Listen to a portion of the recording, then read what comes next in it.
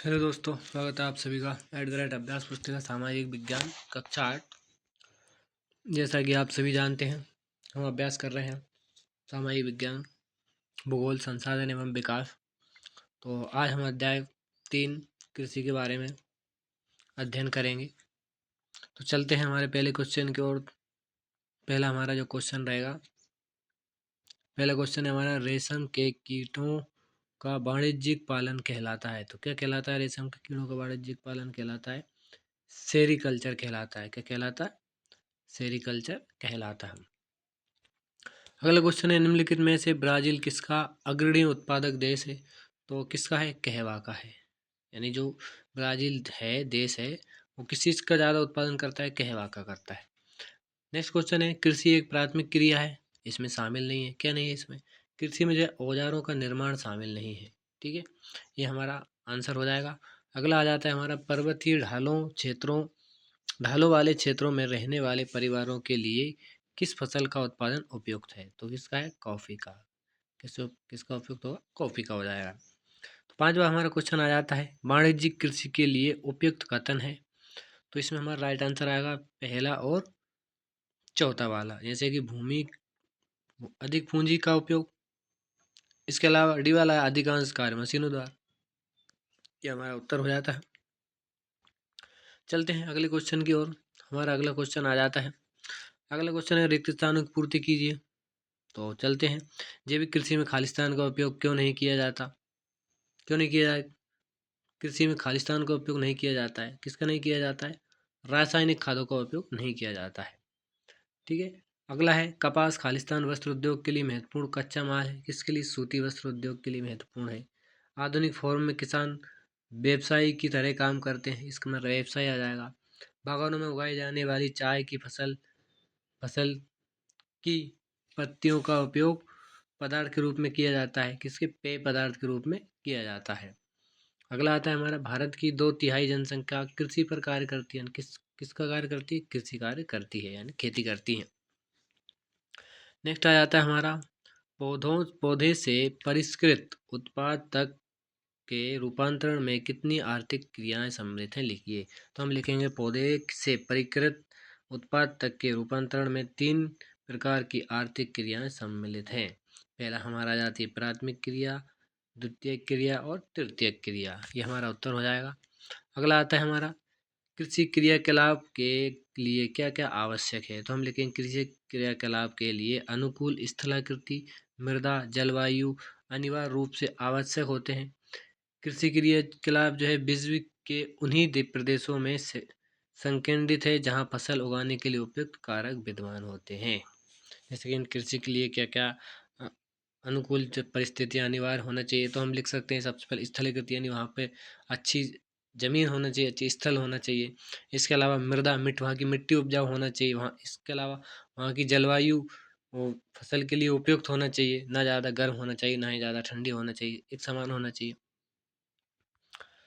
अगला हमारा क्वेश्चन आ जाता है, तो अगला हमारा क्वेश्चन क्या है? कृषि तंत्र क्या है? क्या है?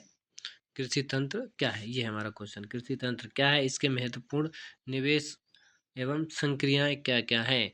तो इसका हमारा आंसर है, ये यहाँ पे रहेगा इधर। तो हम लिखेंगे कृषि तंत्र के बारे में, कृषि या खेती को एक तंत्र के रूप में देखा जा सकता है। यानी कृषि या खेती को एक तंत्र के रूप में देखा जा सकता है। इसके महत्वपूर्ण निवेश बीज, उर्वरक, मशीनरी और श्रमिक हैं। और इसके बाद यदि अपन उनकी बात करें, तो जुताई, बुआई, सिंचाई, निराई और कटाई इसकी प्रमुख संक्रियाएं हैं। ये संक्रियाएं हो गई। तो बहुत सरल है, ज़्यादा कोई दिक्कत नहीं आएगी उसमें आप लोगों को।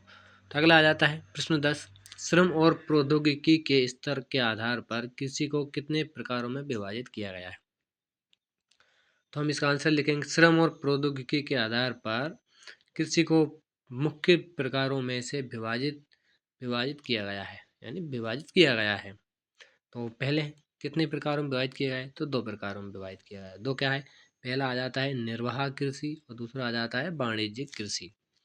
अगला क्वेश्चन आ जाता है, जैविक कृषि से आप क्या समझते हैं?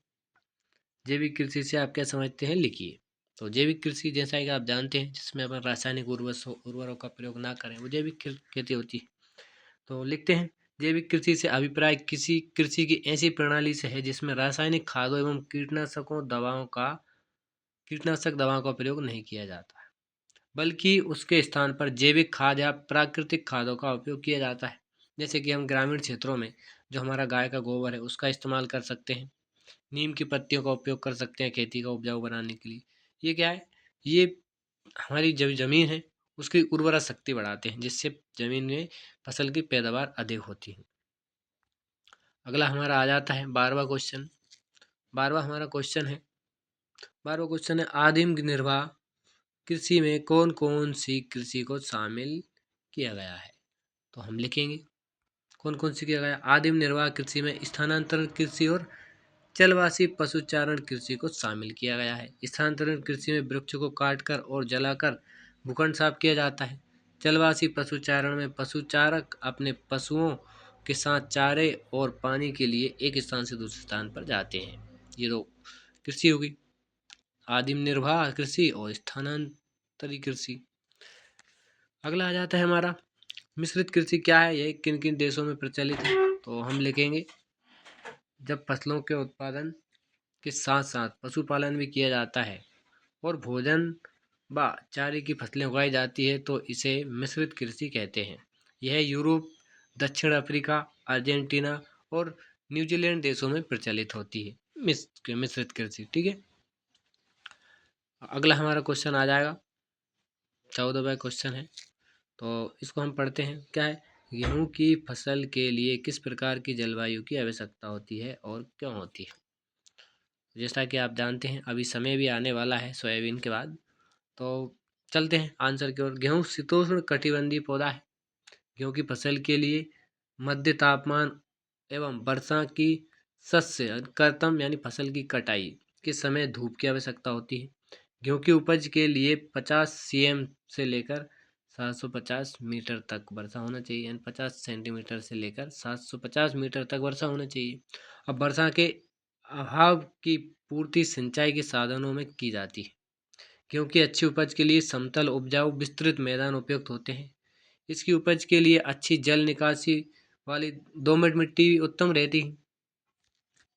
तो अगला हमारा आ जाता है 15वां, कपास की खेती के लिए किस प्रकार की जलवायु व मृदा उपयुक्त होती है। लिखिए कपास की खेती। तो चलते हैं, कपास एक नगदी फसल है। क्या है, नगदी फसल है। इसकी वृद्धि के लिए उच्च तापमान, हल्की बाघी 200 से 210 पाला रहित दिन और तेज चमकीली धूप की आवश्यकता होती है। यह काली और जलोढ़ मृदा में सर्वोत्तम उगती है। कपास की मुख्यतः चीन, भारत, यानी कपास की जो फसल है मुख्य रूप से चीन, भारत, ब्राज़ील, पाकिस्तान और संयुक्त राज्य अमेरिका में होती है। ये हमारा आंसर हो जाता है 15वां। अगला हमारा आंसर आ जाता है 16वां प्रश्न हम पढ़ेंगे, खाद्य सुरक्षा क्या है। यानी खाद्य सुरक्षा से क्या आशय है, खाद्य सुरक्षा किसे कहते हैं। क्वेश्चन किसी भी प्रकार से बन के आ सकता है, तो इसका हम आंसर देखते हैं खाद्य सुरक्षा के बारे में। तो करते हैं इसका अध्ययन हम। क्या है, खाद्य सुरक्षा से आज पदार्थों की सुनिश्चित आपूर्ति एवं जन सामान्य के लिए भोज्य पदार्थों की उपलब्धता से है। पूरे विश्व में खाद्य की सुरक्षा से एक चिंता का विषय बना रहा है। जब भी अनाज उत्पादन में विश्व के वितरण की समस्या आती है तो सहज ही निर्धन परिवार इससे प्रभावित हो जाते हैं, यानी प्रभावित होते हैं। अब हमारा अगला और आखिरी क्वेश्चन आता है। क्या है अगला क्वेश्चन हमारा 17वां क्वेश्चन है, आपके आसपास के क्षेत्र में किन किन फसलों का उत्पादन किया जाता है, उन्हें खाद्यान्न तथा व्यापारिक फसलों में वर्गीकृत कीजिए।